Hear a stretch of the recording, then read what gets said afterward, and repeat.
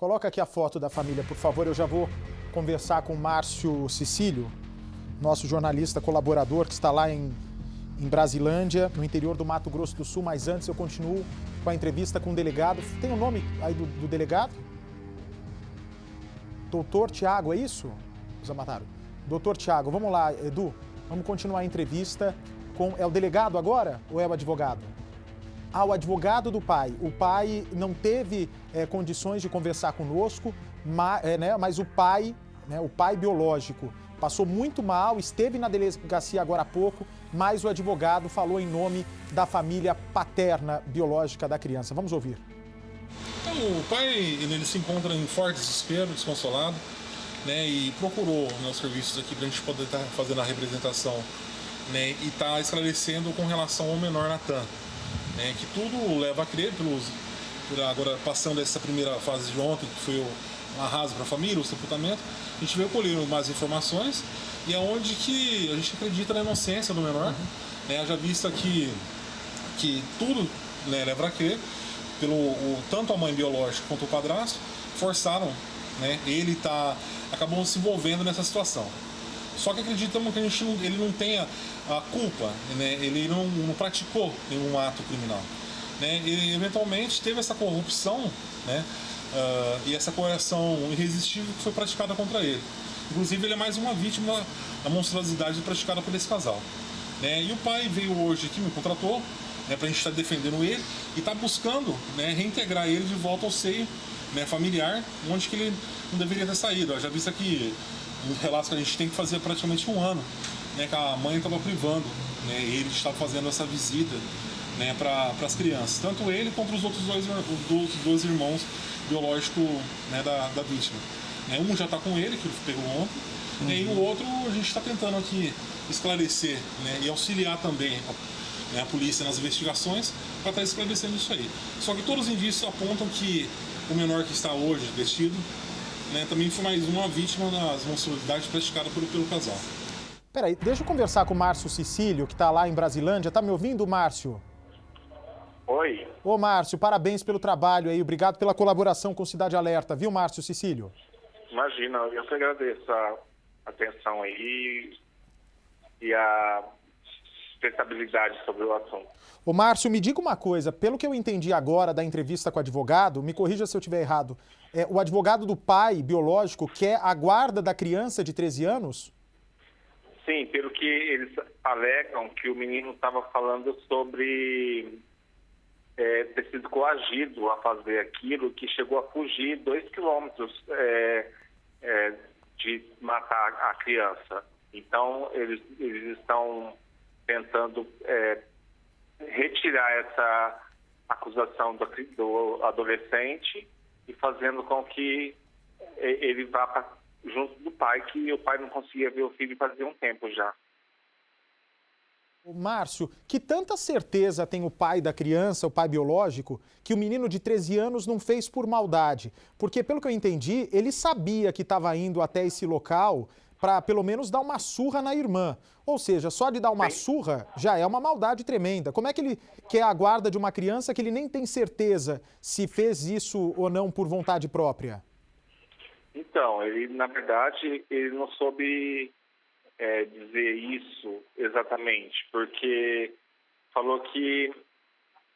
Só que o adolescente falou que não tinha nada a ver com a história, mas que iriam colher um novo depoimento dele. Entendi. Agora, me fala uma coisa, Brasilândia é um município grande, pequeno? Entendi. Quantos habitantes tem Brasilândia?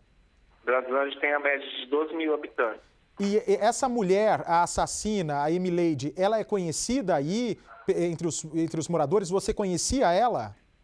Baixa, eu particularmente, eu já tinha visto na cidade, porém, conhecer mesmo eu não a conhecia. Não sabia quem era a pessoa, porque até onde eu sei, ela mora na cidade fazem pouco tempo, já que ela era se eu não me engano, de Água Clara, e a família era de Selvíria. E ela faz o que aí? Você conseguiu descobrir com que ela trabalha, com que ela vive? Não, pelo que me disseram, ela era do lar e o marido dela trabalhava numa empresa se eu não me engano, localizado aí em Três Lagoas. Esse André, então, quer dizer, Três Lagoas é a cidade maior da região, ele ia e voltava todo dia, o André? Acredito que seja isso. Certo. Agora, o que se fala aí na cidade? Que ela matou a criança por ciúmes, por saber que o marido tinha interesse sexual na enteada, ou ela matou porque tinha medo que a Gabriele contasse para outras pessoas dos abusos sexuais dentro da casa? Ô Baixo, na verdade, muitas pessoas, muito burburinho, né? A cidade de Brasilândia está polvorosa, está assim, absurdada em relação à situação, porque é uma coisa assim jamais vista e imaginada numa cidade tão pequena como a nossa. E as pessoas não sabem exatamente o que dizer em relação ao caso, mas pelo que se ouve, na verdade, ela demonstrava mais ciúmes da criança do que qualquer outra coisa, para ter cometido tal frieza. Que horas exatamente ela ligou para a polícia para confessar que fez o crime? Você sabe? Que horas de madrugada? Pelo que o delegado nos falou, meia-noite e alguma coisa, meia-noite e 40, se não me engano, onde que estava no boletim de ocorrência, acho que meia-noite e 40, foi quando ela entrou com um pedido de boletim de ocorrência. Tá, meia-noite e 40, ela então deu queixa do sumiço da filha. Não, então, pelo que eu entendi, ela meia-noite e 40, ela falou já sobre o assassinato, ela assumiu o assassinato. E vamos lá. Ela então ligou para a polícia, foi até a polícia, fez o BO. Aí por volta de meia-noite e pouco que ela liga falando que matou a filha. E aí... Sim, porque... pode falar. Porque o que, até onde eu sei, foi o seguinte, ela afirmava em um dos boletins da Polícia Militar de que estaria ela e o filho em frente ao ginásio de esportes, e do ginásio de esportes ela pediu pro filho ir embora e ela saiu em direção à MS 040, que foi onde ela pegou e estrangulou a criança, enterrou de cabeça para baixo e chegou a voltar para a cidade, que fica a 6 quilômetros da localização em que ela deixou a criança, comprou cerveja e retornou para poder ver se a criança tinha morrido. E depois ela saiu do local, ela jogou mais terra, voltou para a cidade, deu voltas na cidade de carro e depois novamente voltou para a cidade, para o local, e se certificou que a criança tinha morrido. Aí ela foi para casa, tomou um banho e foi abrir o boletim de ocorrência. Essa é a história que eu fiquei sabendo. Perfeito. Eu vou conversar agora com o doutor Tiago. Qual o sobrenome dele, Zamataro? Doutor Tiago Passos, delegado... Fecha mais um pouquinho aqui a imagem, por favor. Doutor Tiago Passos, que é delegado de Brasilândia. Doutor, me ouve? Um pouco baixo, Bate, um pouco baixo. Vou melhorar o som. Galdino, por favor, aumenta um pouquinho. Enquanto isso, eu quero já parabenizar o trabalho. É bom saber que na Polícia Civil aí do Mato Grosso do Sul a gente tem delegado humano, né? Que mostra que o senhor é de carne e osso e se revolta, assim como todos nós, a esses casos tão horrendos, viu, doutor? Parabéns pelo trabalho aí. Ok, obrigado. Esse trabalho, na verdade, ele teve início aí no regime de plantão com o Dr. Robson e a equipe plantonista da delegacia, que fizeram um excelente trabalho no atendimento desse local de crime, tiveram bastante perspicácia nesse local, conseguiram coletar as provas necessárias e no dia seguinte, na sequência das investigações, tiveram muito tirocínio ao identificar a participação do menor também, ao recolher os demais indícios do crime. A equipe plantonista chefiada pelo Dr. Robson teve uma participação fundamental para o deslinde desse caso aí. Doutor, eu tenho uma dúvida aqui. O senhor tem indícios, né? A sua convicção é que ela agiu por ciúmes, porque tinha ciúmes do padrasto ter essa visão sexual para com a enteada, Ou seria como uma prova de amor? Olha, como ela ameaçou falar algo ruim sobre você, manchar a sua reputação, eu matei ela para mostrar que eu sou apaixonada por você, André. Qual das duas? Então, nós percebemos no interrogatório dela, a primeira coisa que chama atenção, assim, a extrema frieza com que ela trata de todos os detalhes da morte da criança. Desde que ela pegou essa criança, colocou no carro, levou até o local, asfixiou, enterrou, enfim, ela demonstra uma absoluta frieza. Ela só se emociona, só muda o semblante quando é informada de que o marido vai ser preso, será preso pela suspeita de crime de estupro contra a filha. Ela se revolta, aponta que a polícia não tem provas, aponta que a menina poderia ter namorados, enfim. Ela parte em defesa do marido. A Polícia Civil tem convicção que ela matou essa criança por ciúmes, por medo de perder o marido para a criança. Porque ela sabia que o marido já tinha voltado os olhos para a criança. Agora, assim, depois desse fato, lamentavelmente, só apenas depois desse fato, nós começamos a receber algumas informações de que essa criança já poderia estar sendo vítima desse padrasto há mais de um ano. Meu Deus. E a mãe sempre abafando essa situação. Nós identificamos uma testemunha com quem ela teria confidenciado essa situação também e disse que só não revelava para o professor, né, na escola, porque não chegasse ao conhecimento do Conselho Tutelar da polícia, porque ela iria apanhar muito da mãe dela. E dessa vez ela revelou novamente esse fato para a mãe ameaçou de morte caso ela continuasse a falar sobre esse assunto, e ela teria insistido em falar e denunciar, e aí foi a sentença de morte dela. Doutor, antes de eu falar sobre o pai biológico, que o senhor deve ter ouvido, eu queria entender um pouco a dinâmica. Que horas exatamente ela faz o boletim de ocorrência sobre o desaparecimento da filha?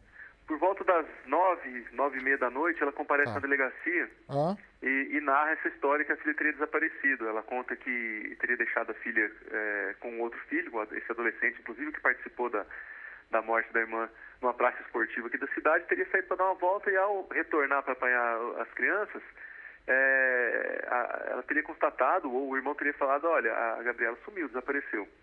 Já foi um fato que chamou bastante atenção do policial plantonista e do delegado plantonista também, porque é um fato atípico aqui nessa cidade. Nós temos uma cidade bastante tranquila, mesmo na nossa região não é comum que crianças sejam sequestradas, esse tipo de coisa.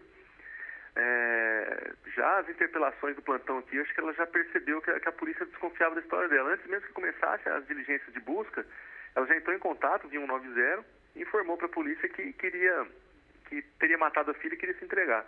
Mas só uma coisa, delegado, perdão. Na hora que ela conta para o policial, né? Tô desesperada porque minha filha sumiu. Ela falava isso com um semblante de tristeza, de preocupação? Não, ela foi uma boa atriz ou ela se entregou já nessa hora? Bastante tranquilidade. Tranquilidade. Mas o policial logo suspeitou, porque isso é um fato, é uma ocorrência de difícil ocorrência, esse tipo de coisa aqui no município. 12 mil habitantes, né? Pequeno? Exato. Aí, 9 da noite, ela faz o boletim de ocorrência. Por volta de meia-noite que ela liga para a polícia confessando? Exatamente. Tá. E o senhor acredita que ela tenha levado a Gabriele até o matagal, o local da morte, que horas? Pelos sinais observados no local de crime também no corpo, né, pelo exame necroscópico, quando ela vem registrar o boletim de ocorrência, a criança já está morta. Tá, então deve ter sido o quê? Por volta de 7 da noite? Das 9. Ela, depois que ela enterrou a criança, ela retornou com o filho. E agora nós tivemos uma informação até desse adolescente que está apreendido aqui, de que ela teria ameaçado ele na cena de crime para que ele auxiliasse nesse crime. Depois ela retorna, deixa o menino em uma outra praça na cidade, ela se dirige até um bar, compra cerveja. Depois ela retorna para o local, que fica distante cerca de 6 quilômetros aqui do perímetro urbano. Uhum. Ela retorna para esse local, constata que a vítima ainda tem vida, que ela ainda se movimenta, porque os pés ficaram para fora desse buraco. Ela retorna para a cidade mais um pouco, aí depois ela retorna uma terceira vez para o local e constata que finalmente a filha está morta. Aí ela vem e registra o boletim de ocorrência. Entendi. O senhor pode me dizer se esse menino de 13 anos, né, ele tá apreendido por quê? Ele é culpado, não é culpado? Como fica juridicamente a situação do irmão dela de 13? Os menores, né, adolescentes que praticam atos infracionais, né, eles eles ficam apreendidos na realidade, né? Não ocorre uma prisão. Ele está apreendido, ele foi apreendido em flagrante delito pela prática do crime de homicídio. Porque ele auxiliou a mãe, tanto na condução da vítima até esse local, ele sabia que a mãe já tinha falado que ele queria matar a irmã. Então ele já foi pro Matagal sabendo que a menina ia morrer. Sim, mas ele fala que a mãe, apesar da mãe ter falado que queria matar a irmã, ele fala que acreditava que não, que talvez ela fosse só dar uma surra na irmã. Lá, quando ele percebe que a mãe realmente está a fim de matar a irmã, ele fala que foge, ele correu e ficou de longe escutando. Quando a irmã já estava sem movimento, ele retorna e a mãe obriga ele a ajudar a enterrar. Eles encontraram um buraco lá de um formigueiro já aberto e parece que confere mesmo essa situação, porque o local tem realmente ali uns formigueiros. Colocam a vítima ali dentro e começam a enterrar. E ele fala que enterraram viva. Quando eu questiono a ele, como você sabe que a sua irmã estava viva naquele momento? Ele falou assim, ela pediu por socorro. Nossa. Ou seja, claramente, a vítima estava viva, se debatendo, pedindo por socorro e eles enterrando a criança. Uma criança de 10 anos de idade tem uma certa força física já, né? Tem meninas que são um pouquinho maiores, outras são mais mirradinhas. Como que ela conseguiu levar essa menina até o Matagal, falando para a menina que ela estava indo lá para ser morta? Ela foi amarrada, foi no porta-malas? Não, quando levou a vítima para o local, ela não falou para a vítima que queria matá-la. Só o menino sabia? Nós percebemos que a vítima tinha um temor reverencial muito grande em relação à mãe. Ela tinha muito medo da mãe. Tanto que ela nunca revelou essa situação para as autoridades, os professores desses crimes sexuais, de medo da mãe. Então, lógico que a mãe, mandando que ela entre no carro para dar uma volta, ela vai cumprir sem questionar, né? O irmão sabia, mas ficou calado, não falou nada sobre esse plano inicialmente para a vítima. Da casa deles até o local do encontro do corpo, andando mais ou menos 10 minutos aí de carro. Então ela teve todo esse tempo para pensar, para desistir, enfim. E mesmo assim continuou com o plano de matar a filha. Ô doutor, e o pai biológico? Ele já reclama que não podia ver a filha há 1 ano, mas e aí? Se isso vai investigar a vida dele, se ele sabia do que estava acontecendo ou não? Como é que está a situação do pai após ter sido ouvido? O autor do estupro foi preso hoje. A justiça acolheu o pedido formulado pela Polícia Civil de prisão preventiva dele. Esse mandado foi cumprido hoje. Ele deve ficar recolhido num presídio apropriado até o final das investigações.